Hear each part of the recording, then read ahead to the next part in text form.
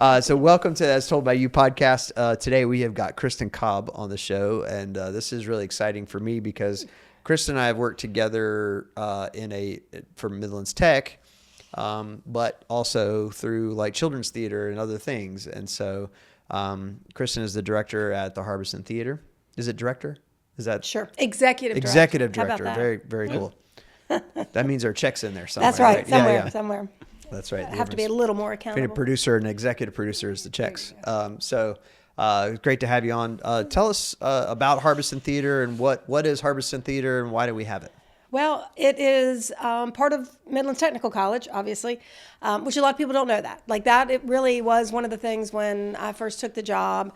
I was like, wow, this cool theater that's part of this fabulous technical college. So props to Midlands Technical College for having the, forward thinking to build a theater on the Harbison campus. And there's a lot of significance to that because the Harbison campus has huge history. And so we do have classes out there, but the fact that they saw that the importance of that cultural piece to build the theater. So we're in our 13th year, don't quote me, somewhere around there, 12, 13.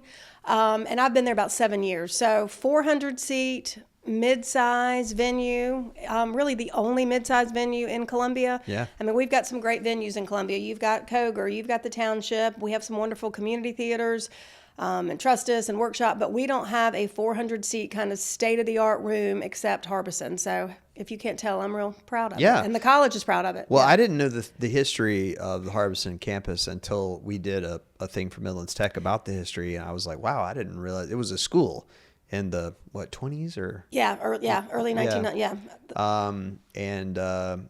I mean, it was one of the first sort of African American schools in the South, or I think it was the only one in South Carolina.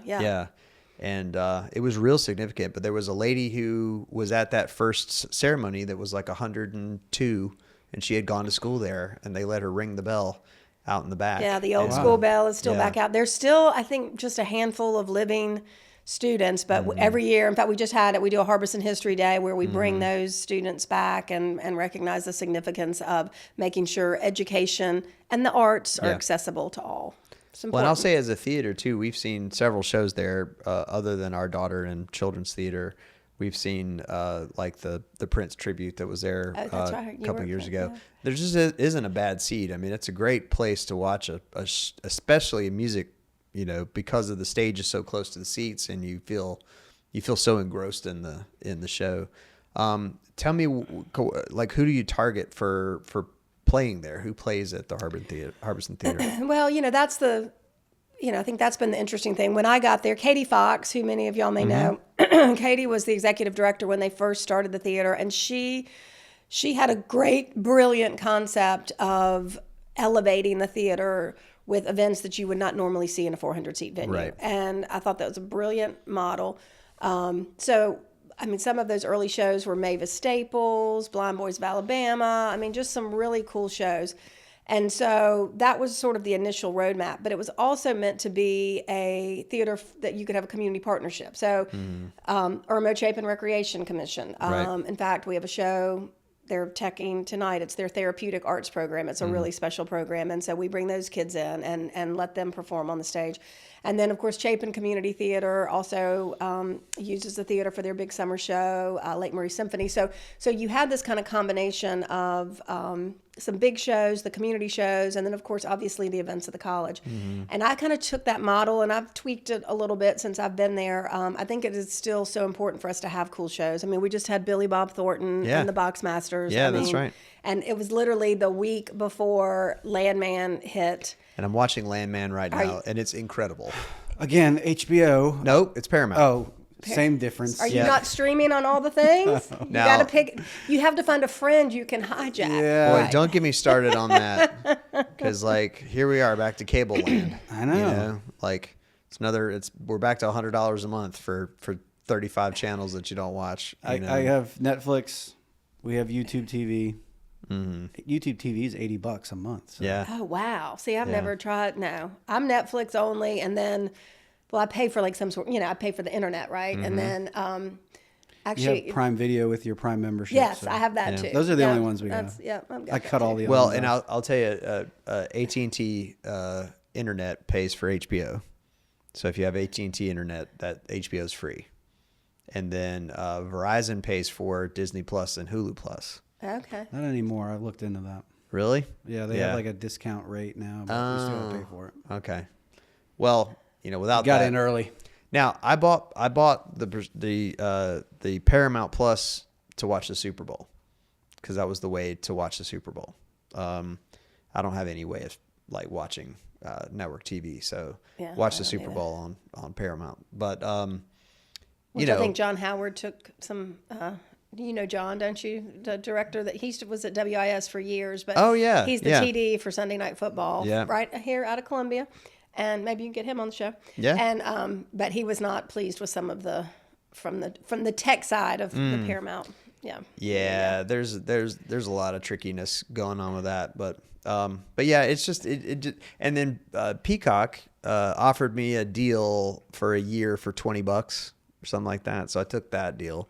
That was an email. It was a cold email. Getting the deals, right? So, but yeah, I mean, it's just we're back to cable land, and my daughter watches a lot of Disney Plus. Now she's 15, so she's not a little kid, but she loves the Marvel stuff and a lot of the fantasy stuff. And then they've started doing Cartoon Network on Disney Plus, so she watches a lot of those shows, and so we just gotta keep them all. Unfortunately, I'm telling you, just find good friends and family you can hijack. Yeah. I think I'm still on my son's football playing friends Hulu. It's like George or something comes up, and I log on and watch Grey's Anatomy, and I'm thinking at some point George is going to wonder who's watching this with Family Guy. But anyway, that's you right. Just do what you got to do.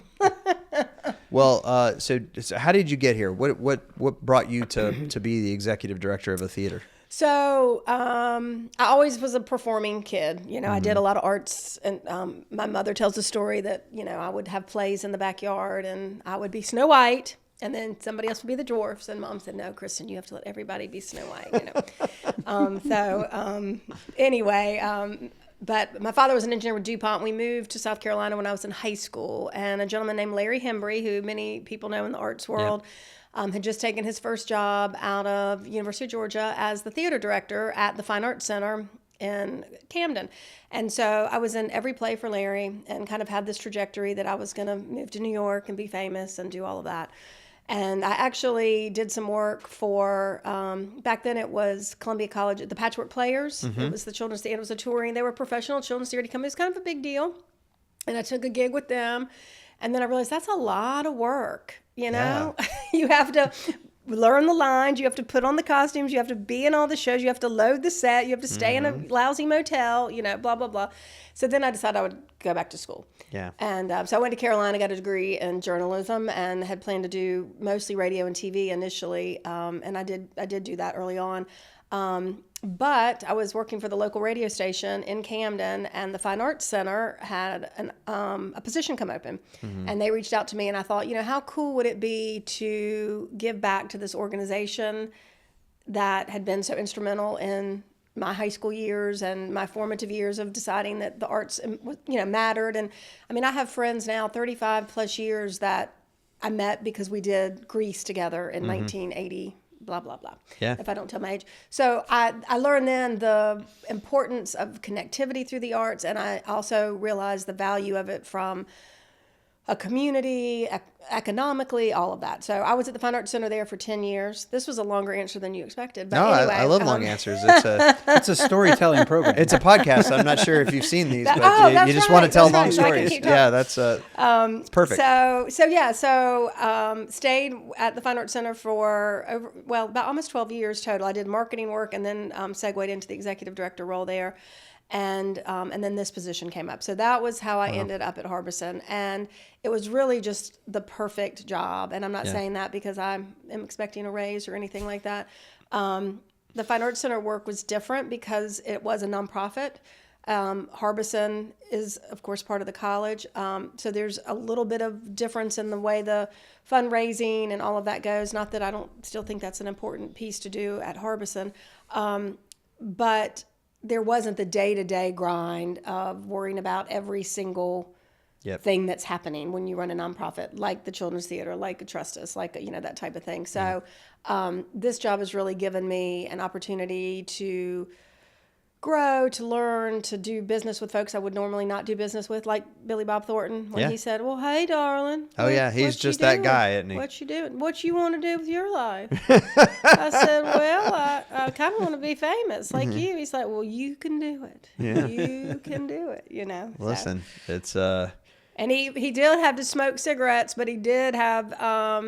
salmon and broccoli, no butter, no oil, no any of those things. Yeah. But there were, we because did have to when get a cigarette broken. When you're famous and touring at that age, whatever he is, he's what, 60s probably? At least, yeah, right? I would think. You gotta, it's gotta be a grind. I mean, you gotta like really like work it hard, and. Well, and the music was his passion. That was how he started, and then the films ended up being what paid the bills. And but he loved. I mean, he had some great stories. We did talk a few minutes about, playing with John Prine and Chris Christopherson, and I mean, that kind of legendary stuff. And it wasn't about Armageddon or Sling Blade or whatever. It was really about his love of the music industry and telling stories through music. That's got to be such a cool position to be in, too. Was it a sellout?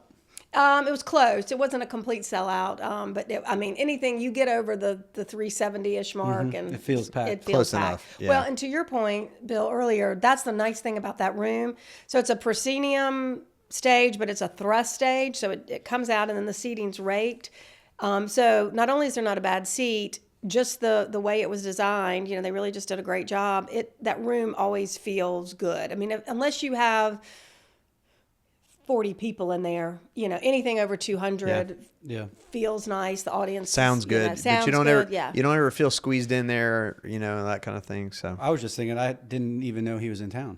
Yeah. Well, do we need to sign you up for the email list? Apparently. So the Capital City Playboys are friends of mine, and so I knew. That's right. I knew because they opened the show and they were talking about it a lot, and so. But I think that's such a great position to be in as a musician actor, is that you get to be famous as an actor, and everybody wants to meet you as an actor and have you be in things and do things and appear at things, and you can play music too. Yeah, but then aren't you just like, I think you're looked at in the terms of, he's just goofing around, like the Johnny Depp, Kevin Bacon musician kind of situation. Even Kevin Costner. Yeah. But I think it would. I think probably once you get that famous, you're like, whatever, man. I'm just going to do what I want. Oh yeah, right, for sure. But it's more like the outside person look at it and you're going, Yeah, well, and I think some, to your point, are just wanting something to do outside. But like somebody like Billy Bob, like he will tell you. I mean, I think there was even a side email from the tour manager, like he's not going to talk. Don't.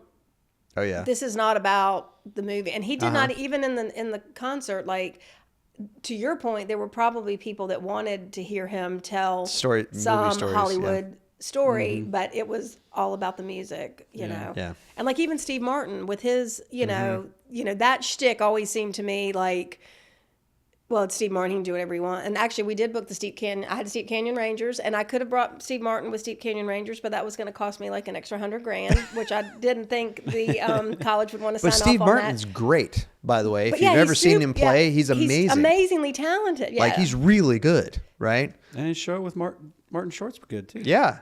And that's the thing about guys at that level. It's kind of like the athlete, like what we were talking about. Like if you're good as an actor, it's not surprising that you're also good as a musician, right? I didn't watch the Oscars the other night because I can't stay up that late and watch one show. But I saw the James Bond tribute thing. Somebody on TikTok went on this long rant about how terrible it was, and so I was like, well, I got to go watch it now. Like if they talk about how bad it is. But Margaret Qualley, who is one of I think the best actresses working right now, she did a dance in the beginning of that James Bond thing, and everybody was so shocked that she was a great ballet dancer, and that's how she started her career in entertainment, as a ballet dancer, not an actress. But that's kind of the same thing that happens, just like what happens with sports, is I think with people who are artistic, you just kind of like, it's not shocking that somebody plays guitar well, also plays piano or drums, because you just have to kind of they used to call it the triple threat, back in the day. If you've got to be able to act, sing, and dance, to be. Hey, that's right. I have performed on the Harbison Theatre before. That's true. I have not. So I've only ever been to shows there. But when did you perform? For the Coldwell Banker Dancing with the Stars. Oh, that's right. I was one of the competitors. Did you have fun? Yeah, I had a great time. Yeah. Well, that Dancing with the Stars, we actually did something similar to that when I was in Camden, and I'm glad you brought that up. So when you ask about the theater, that's the other piece, so I think we have this really fabulous kind of hybrid model of, world-class touring shows, doing things. I mean, then we'll have a nurse's pinning ceremony for the college, right? Right. Then we'll have Chapin Community Theater in, but then we rent the venue to things like a fundraiser for, Coldwell Banker, and they did the Dancing with the Stars. We just had a national recording artist, John P. Key. He's a gospel artist, called kind of out of the blue, needed to do a live recording. Rented the theater, came in on a Monday, loaded in at 8:30 in the morning. They didn't leave till 2 a.m. But so we can kind of just morph into a lot of different areas, which is pretty special. Yeah. So, and I mean, honestly, I think most mid-sized cities like this have several of these theaters, and we just have the one that I know right. of, And I think the thing too I know that's been important to me, and as you guys are talking to a lot of folks in the area on the podcast, is also the support of the local artists. So like this Friday night, we're bringing in the South Carolina Ballet's Romeo and Juliet. Well, they did 2 performances at the Koger Center, but not everybody goes to the Koger Center. And the other thing I will say, here's my sales pitch. Hello, whichever camera. We have easy parking. Yeah. Security. You don't have to worry about walking 10 blocks and all of that kind of stuff. You pull in, you pull out. It's just a great, easy venue to navigate. So there are a lot of people that are going to come see the ballet in our venue, which is also smaller, and the set's going to be spectacular and all of that. But it also promotes and helps support a nonprofit arts organization that is prominent in Columbia and does great work.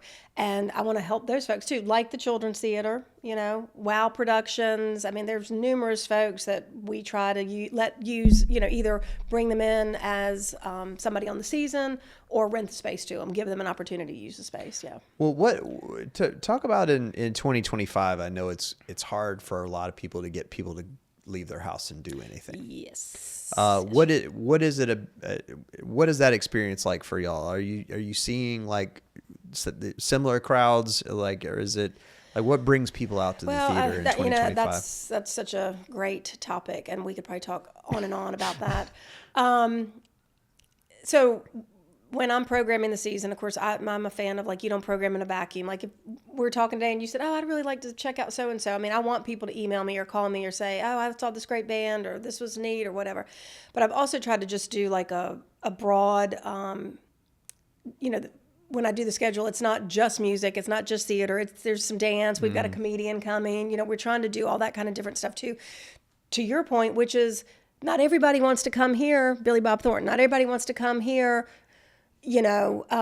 chamber music, which we partnered with the Philharmonic and we've done things with them. Not everybody wants to come see children's theater. They don't want to listen to a bunch of kids. So I'm trying to do a programming that does try to hit everybody for that reason, because people, after COVID, and certainly that whole sense of, I can watch stuff at home. We've all gotten a little more comfortable. It's gotten easier. And that's another reason I push the whole, like, it's easy to park. You can get in, and our tickets are reasonable. We've really, thanks to the support of the college, we've been able to keep ticket prices at a point where people can afford. So if you're a family of 4 and you want to come out and do something, it's not going to, break the bank. And I think that's another barrier to your point of getting people in seats, butts in seats. Well, I love to go see Broadway at the Koger Center. So my daughter wanted to go see Six this past weekend, and I was looking at tickets, like the nosebleed seats at the very, very top are like $78 a ticket. So I was like, well, I don't want to see a show from that seat anyway. Right. Yeah. For any amount of money.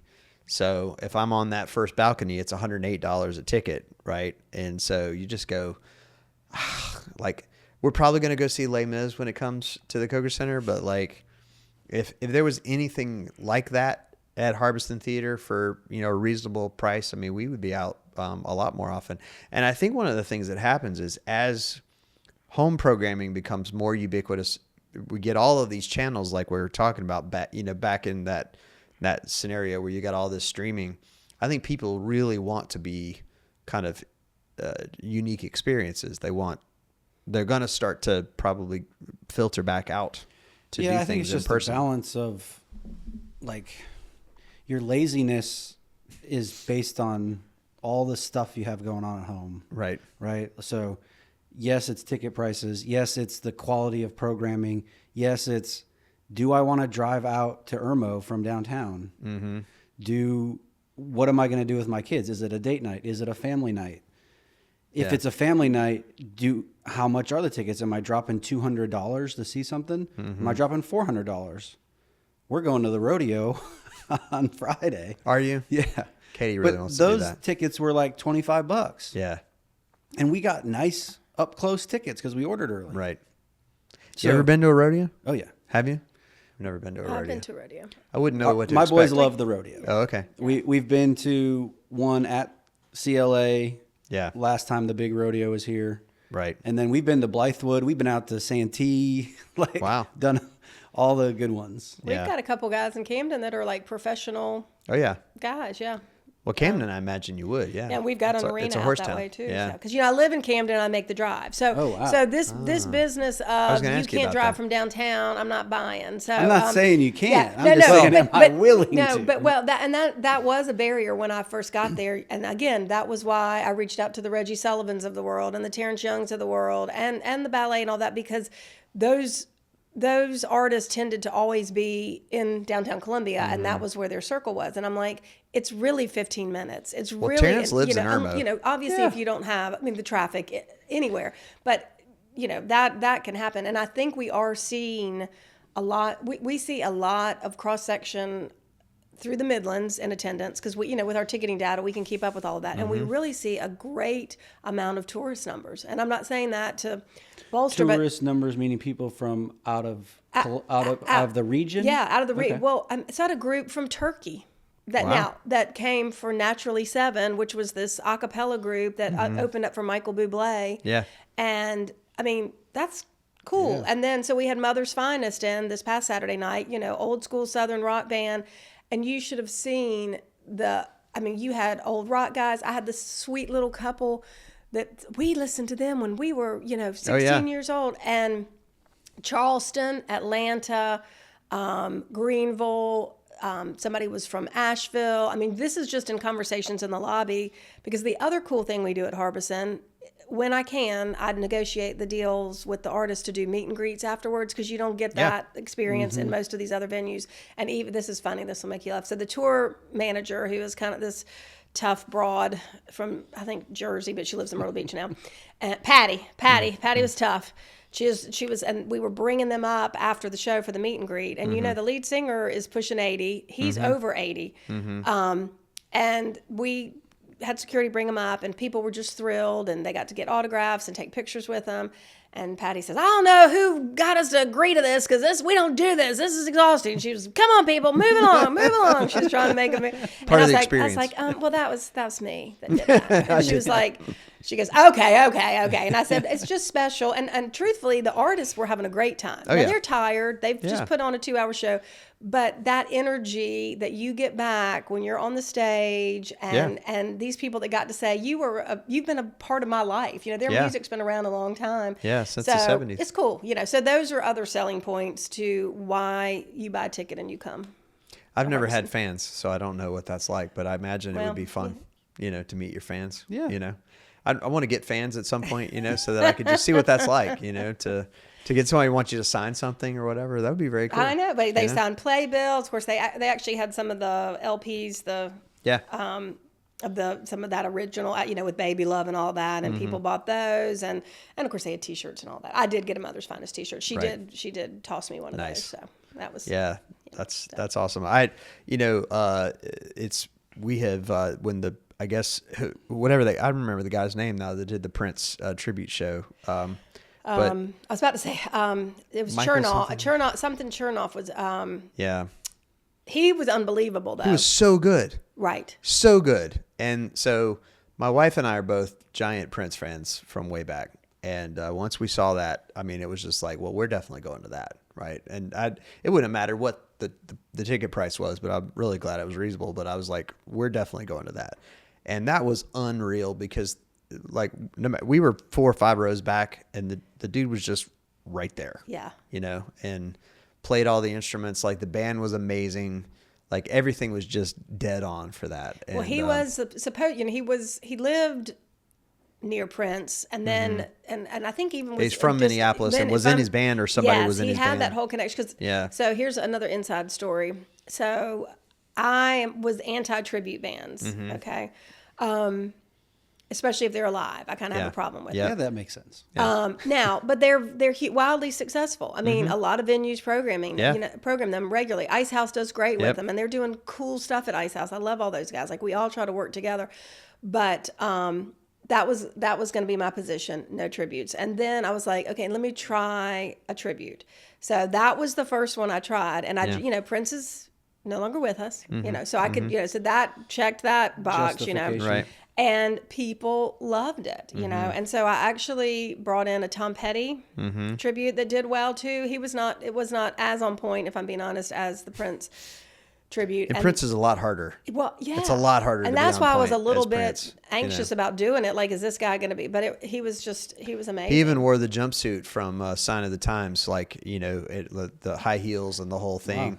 I mean, it was he like mini like Prince? He wasn't mini exactly, but he wasn't a huge guy. Yeah, he wasn't. Just, Prince was so small. He looked right. Like, he went out and played, but the way he played, he had the white guitar with the curly front on it. I mean, played the piano for a whole set. I mean, it was like, he's crazy talented. Yeah, and those guys. Yeah, I mean, that's actually another side story on Prince. A guy named Mac Mosier. You ought to put him on the show. There's 2 guys that I've done work with over the years that were from Camden, Mac Mosier and Johnny Watson. Mac was Prince's light guy for many years. And then Johnny he still is Leonard Skinner's sound guy. Really? And but Mac has some great Prince stories of design because Prince was very involved in how he wanted things to look. Oh yeah, because he had a very clear vision on everything. Yeah, music and everything. Yeah, it's pretty cool. So where do we go from here? What's Harbison Theatre looking forward? So I think. Actually, I had a meeting with the new president of MTC, Greg Little, Dr. Little, who's fantastic. Seems like he's very awesome. We've only worked with him once or twice, but he seems really good. We and Dr. Rames, of course, was a wonderful president. I saw he was at Mother's Finest. Yeah, he comes to all the shows. Yeah. The theater was a big part of one of his initiatives as the president, and is a big art supporter. And Dr. Little is too. But we actually just talked this past week because I've said, I want you to, give me, some feedback, and he feels very much like I do that the theater serves as a couple purposes. One is a front porch to the college. It's a good introduction to the college. My daughter ended up going to Midlands Tech. Probably wouldn't have thought about Midlands Tech had I not worked there, but she was a COVID kid coming out of high school and super smart, but wasn't really ready for the big school, wasn't sure what she wanted to do. So she did 2 years at Midlands and bridged over to Carolina, and it's been fabulous, And they make that path so easy now. Yeah. I mean, that stuff, college is expensive. I mean, it's all crazy expensive.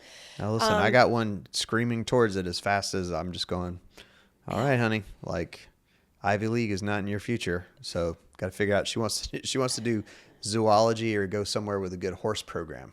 I'm like, right. Cool. A good horse. It's like, well, I can get good horse program doesn't sound cheap. Sounds like she's going to be your USC Aiken. Aiken, you're right. Yeah. Yeah. Following Daddy's footsteps. Yeah, that's right. Yeah, it's my alma mater. I'll get her a legacy a legacy bid into USC Aiken. I'll call up the alumni center and go, listen, class of '95.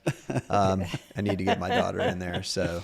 Hey, Aiken's got it going on with the horse industry for sure. I loved it, and frankly, I met my wife. She's from Jackson, South Carolina, and Jackson, South Carolina. Yeah, where is that? So you know where the Savannah Riverside is? Yeah. Okay, so right before you get to the Savannah River site, there's a gas station. Okay. That's Jackson. That's Jackson. Yeah. Okay. All right. Hello, Jackson. So that town started as the people that own the gas station go, we got to have a place to live. So they built a house, and they were probably named Jackson in the 50s. And then somebody needed to sell them groceries. So then they, put a grocery store up, and now they've got like 400 people in that town. So anyway, she's from Jackson.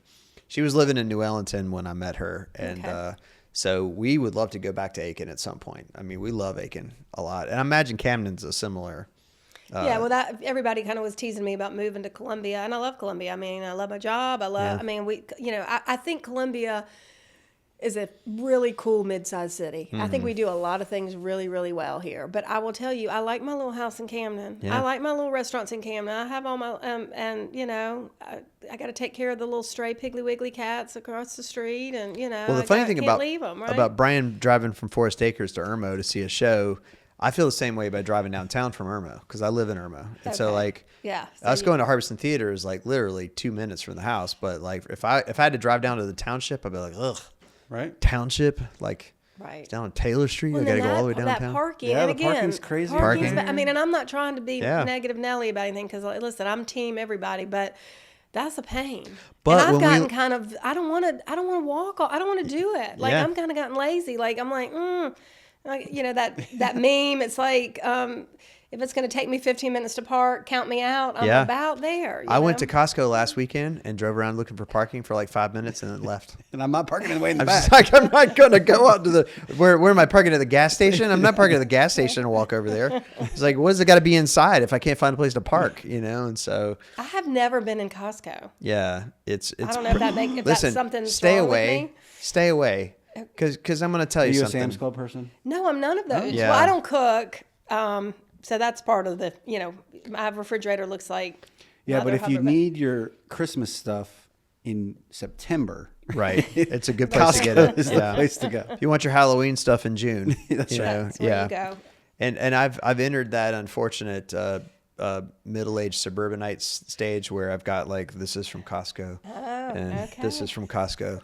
So that's the whole thing about buying your food and your clothes and everything at the same store is. Well, I mean, I guess that was. I can remember when Walmart was a treat for me when my kids were little because I could leave them with my just go wander around for a little while, and I just wander around. I do the same thing with Costco. What was the makeup back then? The first cheap good makeup like MAC, Wet n Wild, or no, MAC is department store. Oh, I didn't know. I don't know anything about makeup. Come on. It's only right. I got a MAC story Clinique for and MAC you. are the two names that I know in makeup. I knew that. Yeah. Well, here's my MAC story for you. So early on, I worked at Wolo. That was my first TV gig. Okay. Terry Chick hired me. Right. That's a whole story. I was actually hired to produce the 5 o'clock news up against WIS. And I love the news business. It was great fun. But anyway, we had just hired 2 anchors, new anchors, like big anchors. Leslie, I can't remember her last name. She was from Dallas. And we had the little bathroom that we all shared. And she would go in to do her makeup for the 6 and the 11. And she had all MAC makeup. I didn't know what MAC makeup was in 90. This is 90, again, 90. And so she was beautiful and she looked fabulous and her makeup was fabulous. And so I was like, I got to buy MAC makeup. Well, you couldn't buy MAC makeup anywhere in South Carolina. So I would go to South Park Mall. Wow. Thank you to the flagship Belk, twice a year. To get and your I MAC. thought I was Hollywood up there getting my MAC makeup. Nice. And so now you can get MAC at all the other, you can get it. It is not a thing I'm even remotely familiar MAC, with. the reason that MAC was initially designed for theater television people. It was a heavier, a lot of people don't know that. That's why a lot of TV people used it. And they've got a lot of the more flamboyant colors and all of that kind of stuff. But that was the initial design of it, was to be more of a heavier coverage, theatrical type makeup. And now it's mainstream. So you did Grease in high school. What other roles did you do? Well, I'll tell you my favorite role. Okay, what was your favorite role? And this is a Larry Hembry story. Larry pretends like it was genius casting, but that's not the truth. The truth is we were doing Jesus Christ Superstar. Whoa. And I auditioned, and of course... At Camden? Yeah. Wow. Yeah. We did tons of big shows. Oh, yeah. That's a heavy show. And Rusty Davis, who is Patrick Davis, who is the singer-songwriter and Nashville's father, played Jesus. Of course, I wanted to be Mary Magdalene, but that didn't happen. So I think I was initially cast as one of the disciples. And then the guy that he cast as Pontius Pilate only wanted to play Jesus. And so back then I had super short hair, and Larry decided I could play Pontius Pilate. And that was sort of a big deal to this again would have been late 80s, early 90s. So I played Pontius Pilate in Jesus Christ Superstar. And that was probably one of my all-time That's pretty cool. favorite roles. Cool. I cannot think of Jesus Christ Superstar without thinking of Along Came Polly. Okay. It just cannot. I guess that kind of thing happens, doesn't it? Yeah. Yes. So who'd you play in Grease? In Grease, I was Patty Simcox, the obnoxious cheerleader. Yeah. And I had a big ponytail extension in my hair that got caught in my baton on stage, and I had to jerk it out of my head. I wanted to be Rizzo in that. Yeah. But everybody wants to be Everybody wants to be Rizzo. It's a meaty role. Right. Yeah. Who doesn't want to be Rizzo? That's right. Maybe I'll still try It's the to one do with that. depth, Even Sandy doesn't have a lot of depth, Yeah. So. I never wanted to be Sandy. Yeah. Only Rizzo. He cast some girl from Sumter. I mean, oof. I don't remember who I was telling this story. He seemed like a Rizzo. More Rizzo, right? Yeah. I was telling the story of, I remember who it was. I ran into a guy at church who was a director, and I can't think of his name right now for some reason. But we were talking about everybody's in Grease in high school. So it's like all theater people are in Grease in high school. I don't know what it is. Every 4-year span of high school, there's at least one performance of Grease. And so it's a classic. Right. So in my high school, Danny and Sandy were actually dating. So that the actors that were playing Danny and Sandy were actually dating. They broke up during the production.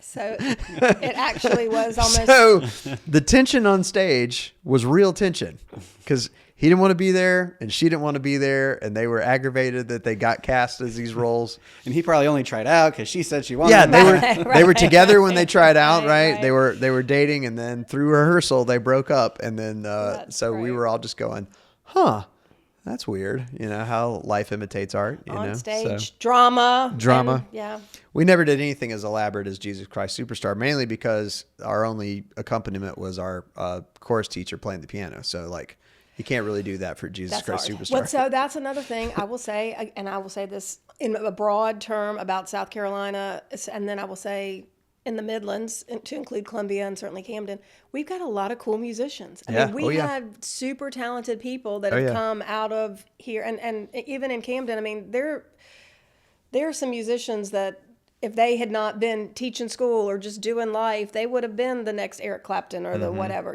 So who is the cellist from? That Claire Bryant. Claire Bryant. Yeah, Claire's a good friend. In fact, I actually need to return a call to her because she's going to play a little gig at a gallery in Camden coming up. But yeah, unbelievably talented. But Patrick Davis is also from Camden. Both, I mean. Just like Camden is one of those places that really produces, and the Arts Center is important, right? Right. We didn't have anything like. Well, I'm from Winsboro, so we didn't have anything like that in Winsboro.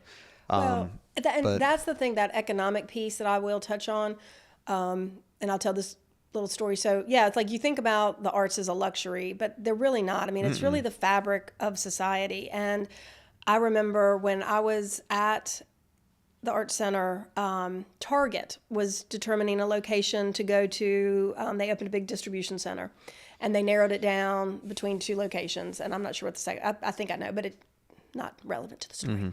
But anyway, the tipping point that put them in Camden was the Arts Center, because they wanted a place where their employees could have that culture, that cross-section of a community, all of that. So that key piece to the arts, and I think that's why I see the value in it beyond just, there's something that makes me feel really good when people come into Harbison Theatre and have a good time, because, we're not always having a good time.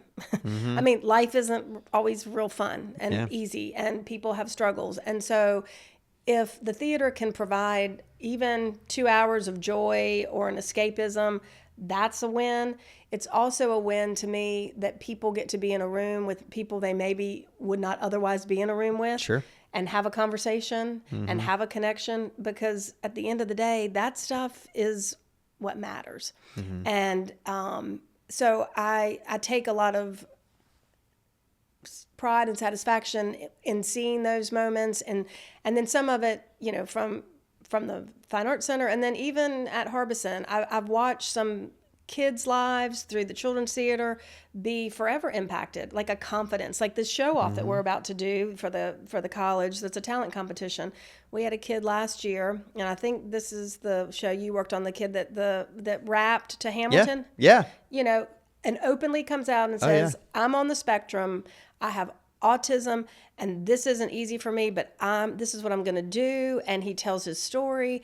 And that kid, I mean, he comes to the theater all the time now. He has this air of confidence in how he carries himself because it empowered him to know that, you know, you can be accepted in a different scenario than what you may think is, you know, you're going to be boxed in or whatever. I think the arts kind of does that. So that's that piece about the theater. Now, you undersold that story a little bit. He rapped Hamilton partly in Japanese. Oh yeah.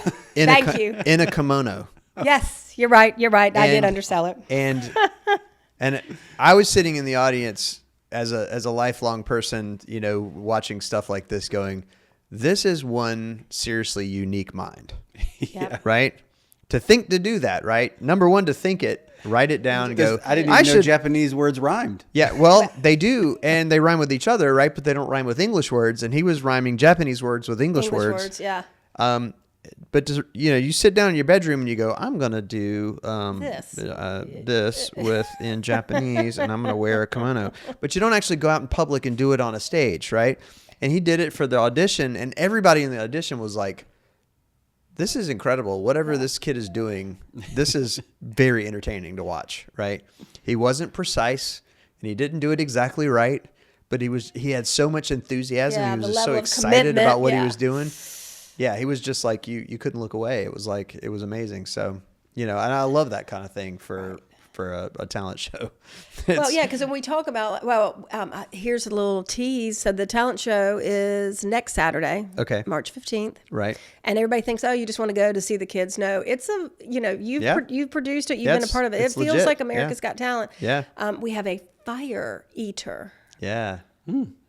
Now, so I don't know much about safety, but it's a concern. Yeah, I imagine you're going to have a fire marshal sitting in the front row. The fire marshal will probably come to that, but we also have a plan to execute it a little differently. I can't tell that secret today, but because of the safety with the fire curtain that would, demolish the theater. That's not good. You don't want that. No. Yeah. You don't want that water to come down. We had an experience with fire in the fall because we wanted to make fire in one of the videos that we were making. And we were doing a video for Hammond, and we wanted basketballs to be on fire in the video. And so how do you have high school students holding basketballs that are on fire without burning the kid or the basketball? And we figured out that if you take dish soap and you disperse butane into the dish soap, it makes... And water. And water, yeah. And then it makes bubbles. Okay. And the bubbles are flammable. So you put the bubbles on the basketball, and you light them on fire, and it flames up, and nothing gets burnt. Oh, well, that's so cool. I imagine that's probably one way that fire eaters probably do it. They find a way to make fire that doesn't actually burn anything, And so... but I don't know that that's the trick. There's got to be a trick to it. Nobody's putting fire in their mouth. Are there any sword swallowers? Yeah, I don't know. I mean, Not in this show. No. Maybe not yet. Next year. Not yet.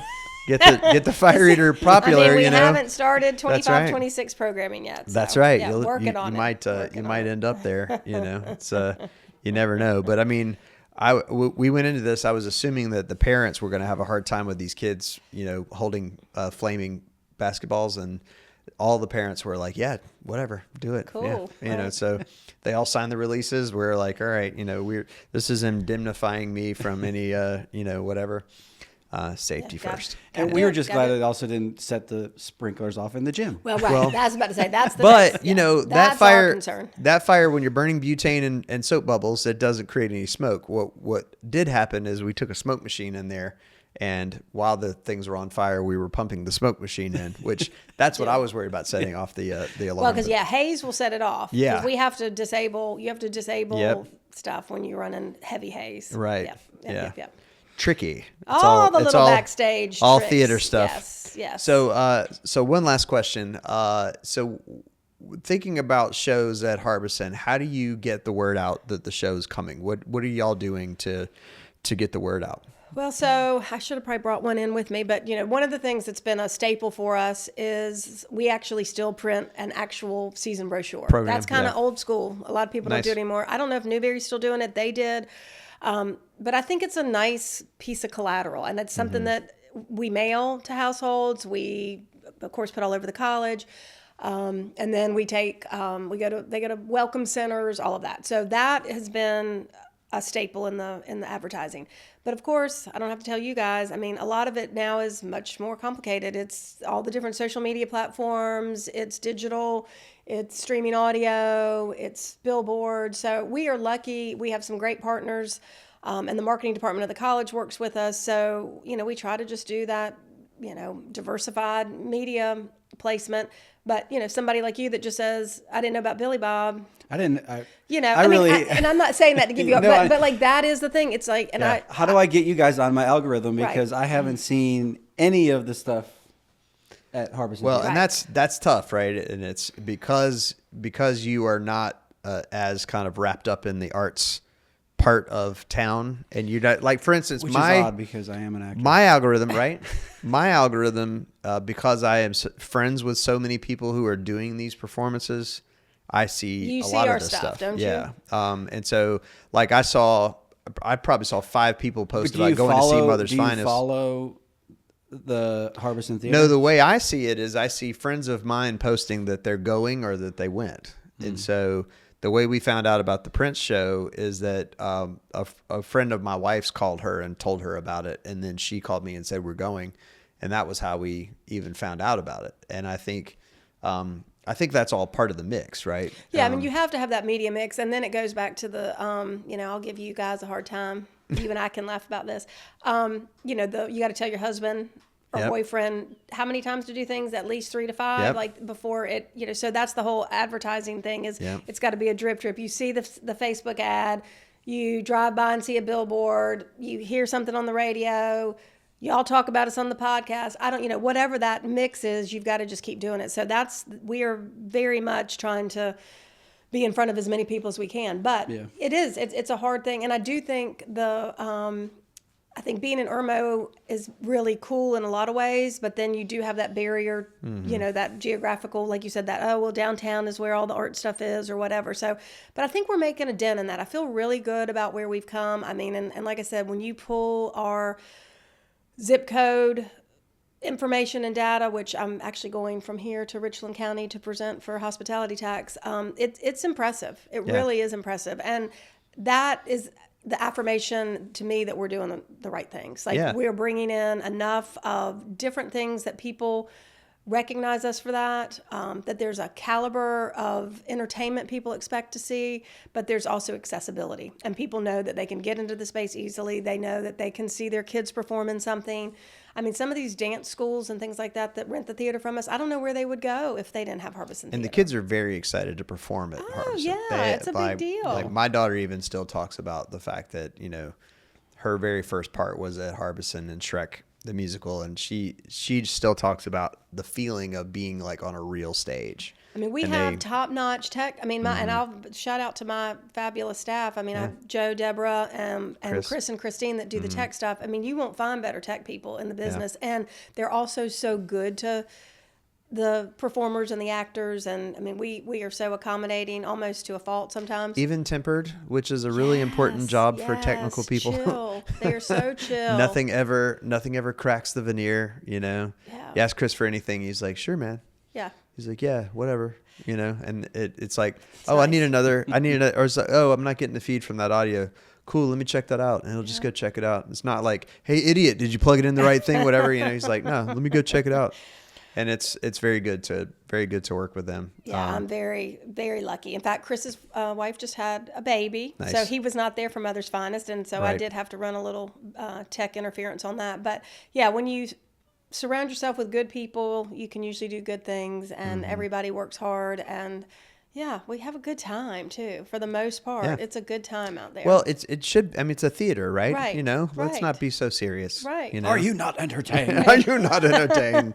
Well, Kristin, thank you so much Thanks, for coming guys. on. This This was was really fun. good. Yeah. We end up our podcast with 5 questions, and we're gonna see how you do on the 5 questions.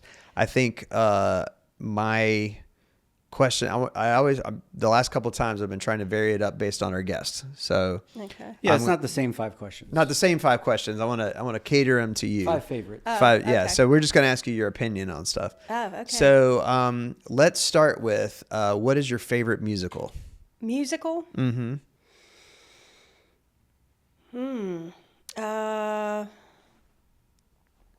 Oh gosh.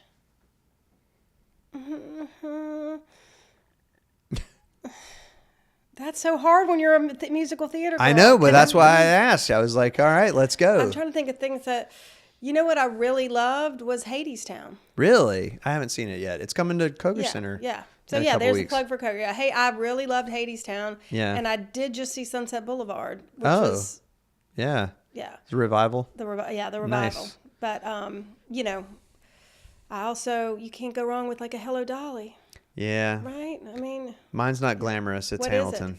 Is it going to be Hamilton? Mm-hmm. Yeah, I did see Hamilton on Broadway. It was unbelievable. Yeah. I saw it at the Kroger Center. It was unbelievable. So I can't imagine what it was like on Broadway, but And you I know- can't afford to see it on Broadway. So Well, I that's, had a friend of a friend when I was Yeah. in New York booking shows and got Nice. orchestra 3rd row seats for Hamilton. Yeah, Right. unbelievable. Yeah. yeah. West Side Story. Really? When you're a jet I all know. the way. That's what I From was. the first that's- From your cigarette first to the cigarette last dying day. day. See, we're I was all in musical West Side people. Story too. That's what I'm saying. I can't. I can't. See, we Officer couldn't do things like Krupke.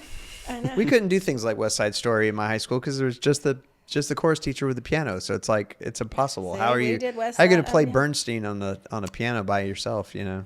Jerry Stevenson from the Children's Theater played Tony when I was in Really? West Side Story. Yeah. Wow. Yeah. There you go. Yeah, that's a good one. All right. Awesome. Favorite TV show? Y'all, these are those things I just You don't think about I don't think about it. right. I don't. No, but I can come All up right, with one. I mean, let's so, go. ER. Oh, okay. That's a George good one. Clooney. Yeah. Okay. Yeah. The I original was expecting medical. Grey's Anatomy, but Yeah. ER. No, Grey's Anatomy is nobody's favorite. You But- know what happens to Grey's Anatomy is you get sucked in and you hate it. And I hate that I'm sucked in. I don't like any of these characters. But you can't you stop. can't stop watching it. No, that's And the first show I binge watched on Yeah. Netflix, and my then husband, divorced now, probably because of Grey's Anatomy. He said, "Are you gonna get out of bed?" I'm like, "I'm watching Grey's Anatomy. I watched like 10 episodes. I'd never Yeah. done anything like that." This is So- mine and my wife's COVID thing. Is we watched Yeah, Grey's Anatomy, Grey's Anatomy, and yeah. I watched it when it first when it was on Real TV, time, yeah. where you had to wait 3 months to and find then- out what happened. And then like season 15 or so, I was just like, I'm out. Yeah. I'm done. Yeah, And haven't looked at it since. yeah. Yeah, I haven't Basically, caught up. after Derek Shepard got killed, I was like, Yeah, about a season or two What after was his that. name? What's his character's name? Derek Shepard. is the McDreamy. Mick- was- oh. McDreamy His or nickname. Yeah. Yeah. Oh, that's right. McDreamy. Yeah. Yeah. And then McSteamy was the was the other guy who the plastic got- surgeon. No. Yeah, plastic. Yeah, the surgeon. plastic surgeon, the one that died after the airplane accident that they all happened to be on. Like, oh gosh, we're in a show. We're all on an airplane accident together. Isn't that fun? Well, you know? that's just contracts. You just got to Yeah. figure out a way to kill Oh, half my the staff. Lord. Like every time something happened to that hospital, I'm like, why would anyone go to this hospital? Like this guy got a grenade stuck in his chest cavity, and the lady has to hold it so it doesn't explode.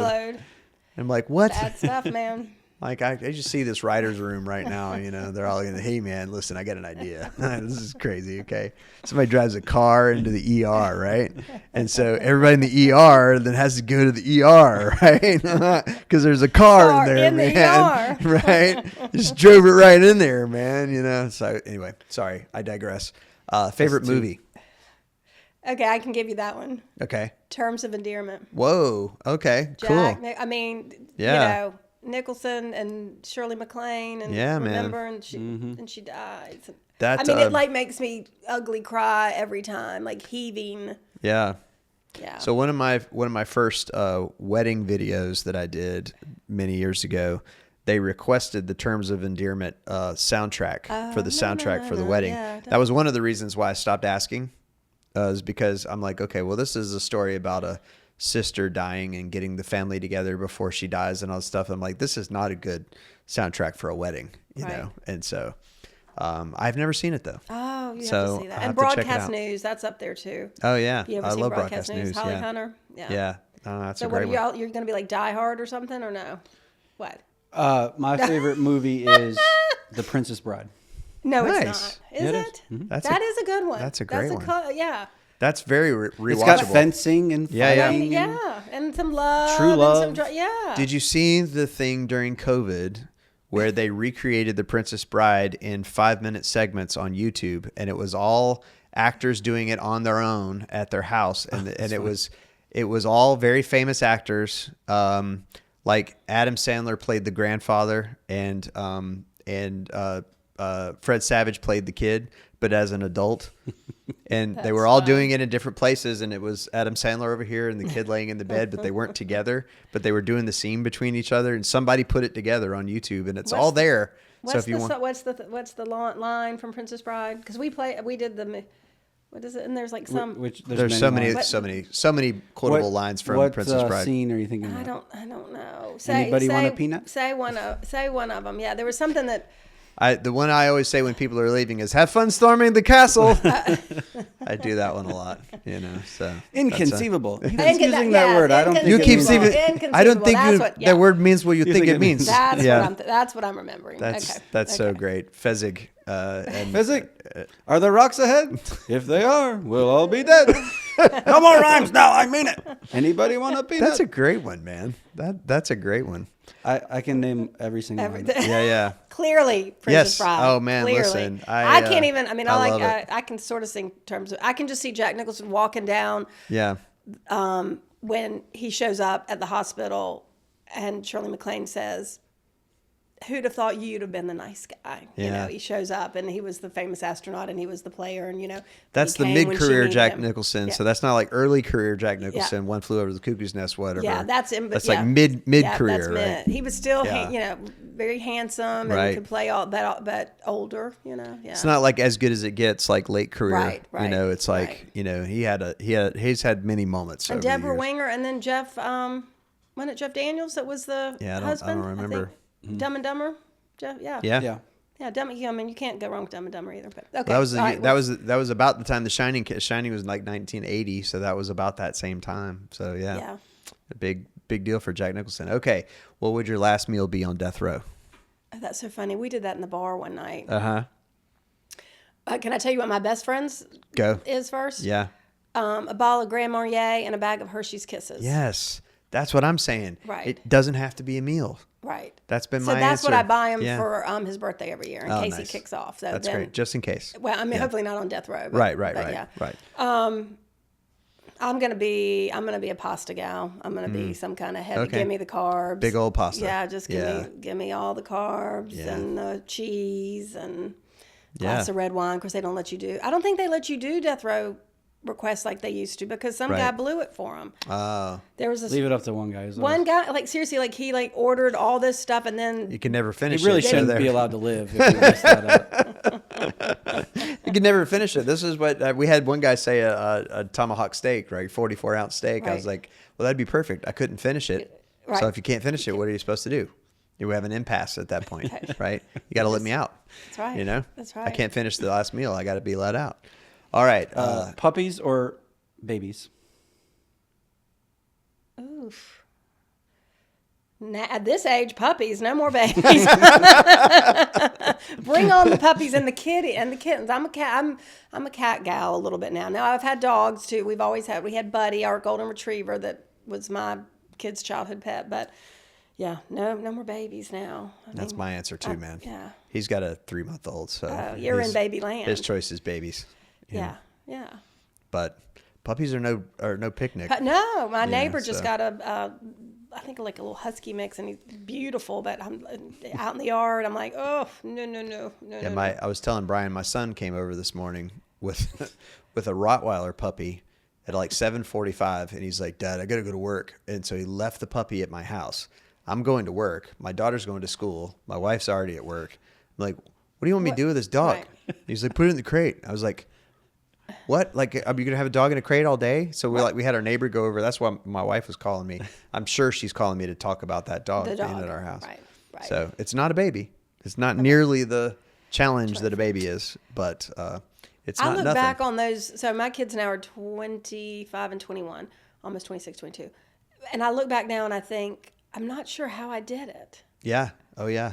Because I was a nervous Nelly mom and I was worried about everything. And I mean, I took my child to the pediatrician, was my best friend because I was there all the time. Like he had something in his hair, William, and I thought it was like a mole, like cancerous something. It was a piece of caramel from a brownie. I mean, like, I was insane. I mean, and so that's the other reason I can't say babies now, because now there's like a peace of mind a little bit that I got them to. Well, it's interesting to me the perspective you guys took on that question, right? Because I always think of it as if there's a puppy right there or a baby right there. Which one are you going to pick up? Which one are you going to go play with? Still puppy. Yeah. So I would pick the puppy. Yeah.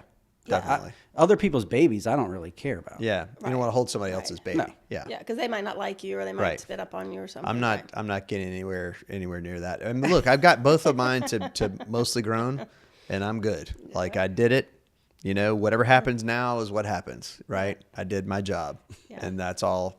And I'm with you. I don't know how we got there. We're not talking about raising the puppy. I know. We're just talking about I want an interaction with a puppy or a baby. I don't need this whole psychoanalyst. That's how I took it. Is that which would you rather raise, a puppy or a baby? Yeah, that's kind of where I was. I'm like, dogs only live a couple of years. It's not that big a deal. Yeah, but it's really about the same raising time, right? Right. Because by the time the kid's 15, you're done. Yeah. I never got a dog to 18, so I don't have any idea. But I've got one kid to 18. That's all I can do. So, well, Kristin, it's great to have you on. Yeah, thank you so much fun. For this, and it was good to sit down and talk. I know we worked around each other for years, but we'd never sat down and talked. So this was a treat, and I hope you'll come see a show. Absolutely. I guess you got to put me on the email list. That's right. I'll make sure to let Brian know. Email and put it on when I get back to the office. But yeah, Tom Cotter, the comedian's coming up in a few weeks. That should be a really fun show.